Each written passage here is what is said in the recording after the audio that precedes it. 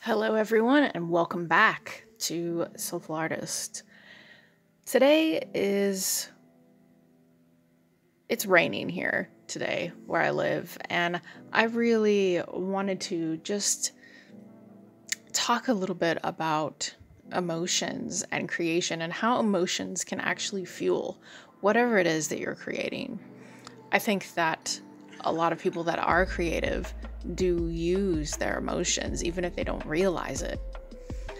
And it's okay if you're not really in touch with your emotions and you're still a creator. There's nothing wrong with that. You do what you do. But I'm here to kind of express my experience of what it was like my entire life to use my emotions to, and I still do, to use my emotions to create. Now, emotional energy is something that can easily be tapped into. It's something that all of us have the ability to do. We all have the emotional frequencies inside of us, and each emotion has its own frequency. And if you want to create something that's emotionally charged, you'll definitely see a difference between your usual creative routine and something that is charged by emotions. When I was younger, I used to suffer from clinical depression and PTSD. These are things that I have since healed, not only with the power of art and creativity, but also on my own path, my own soul path. And I've learned that trapped emotions are a big symbol of inner, how do I want to put this? An inner storm that's just waiting to be released. And the more that we allow ourselves to hold our emotions in, and this is something that I've done a lot in my life, I've held in emotions and I haven't really talked about it. And it's still something I'm healing. It has a lot to do also with the kind of person that I am. It's that emotional energy can really, it can explode, and it can go out and affect a huge array of people. You know, how many times in your life have you had that happen where you've either been around someone or it's happened to you, where you have exploded emotionally and it's had a ripple effect on anybody who's living around you or your friends that you're hanging out with? It doesn't really matter. So taking that into account, you're automatically going to understand the kind of effect that the energy behind your work is going to be different if you are putting your emotions behind it. And it can get crazy. It can get crazy. It can get fun. It can also be very cathartic if you're using the creative process to actually process your emotions, okay? And it's easily tapped into. Just try it. You know, right now, if you have some art supplies with you, tap into something. Tap into an emotion and see how different it is when you write, when you create a song. It doesn't really matter. Whatever it is you like to make. So you can utilize this energy to your advantage, and you'll be surprised at how wonderful the things that you create actually are when you come from an emotional place. Now, if you have deep wounding, this is even more beneficial for you, because you'll be able to not only have a release of emotions that have been backed up if you've had traumatic situations or abuse or things like that happen to you, you can get it all out there on paper, get it out there in your writing, get it out there in the music that you make. It doesn't really matter. I know I say that a lot. I say it doesn't really matter, but it's true, because we're all creating every single day. Every single one of us is making something every day. I always say that to my family or my friends. I say, it doesn't matter what it is that you do. If you are making something, if you're a creator in your own right, if you have something you do every single day that gets your blood pumping, if it's your passion. And I think with the way the state of the world is right now, a lot of people are going within and they're saying, what is my passion? What is it that I actually like doing? Because we've lived this way for far too long. And a lot of creative people, have stifled their creativity.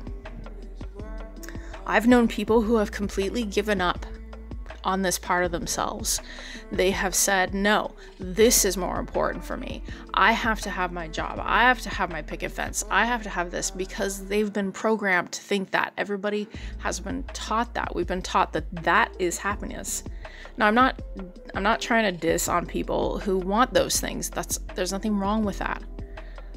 But if you've given up your drive, your creative drive, in order to fulfill a dream that isn't yours, okay, that is a hindrance. And this is something that I had to learn. Why do you want to fit in a box?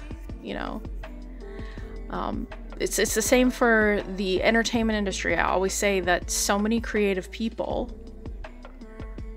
are stuck in boxes with whatever it is that they create. You know, we think we have to do it a certain way. It has to be done in an acceptable way. It has to be done in this way or that way. And that's not the point of creativity. That's not the point of it. The point is to realize that there are no limits to what it is that you want to make. And back to the topic at hand is emotions and creation.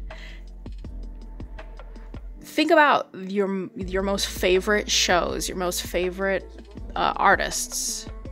Think about them for a second. You know, favorite musicians.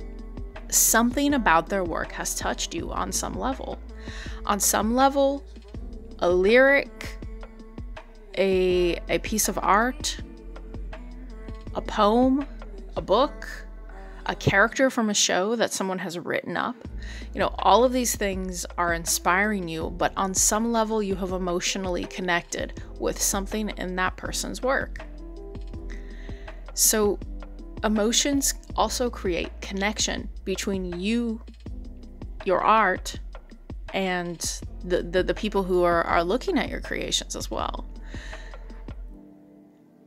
You know, in another video, I want to actually touch a little bit more upon utilizing that emotional energy in a really helpful manner and how it can actually heal you.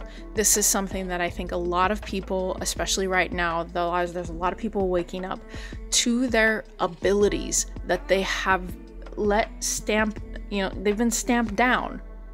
They've been stomped over because everybody thinks I have to be the workhorse. I have to do this. I have to do that. And these are all things that I've thought about in my life too at one point. But never be ashamed. Never ever be ashamed of how you create. And if that involves an emotional process for you, all the better. All the better. And when you grow, when you find your purpose and you figure out what your real purpose is in life, if you are a creative person or even if you're not, it doesn't really matter, okay? Emotions can fuel anything that you do. I'm not saying don't go crazy. Like, let emotions be your number one reason for existing, right? I think we've all seen that before. The person who's crazy, overly emotional, and they don't like, that is something you can balance. And what I'm really talking about here is that I'm talking about using your art, your writing, your music, okay, whatever it is that you do, to balance yourself. It's not just about if you're gonna make money or if anybody's gonna like your stuff. Yes, those are good bonuses, but consciousness, waking up, if you're someone who's welcome, you will understand what I'm saying, and I think that anybody can grasp this, that there is more to the process, to your creative life, than just making money.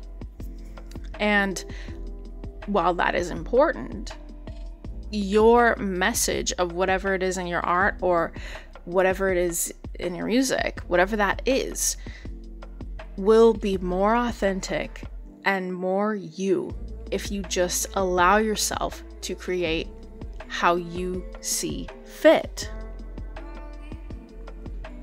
And I think all of us can do this.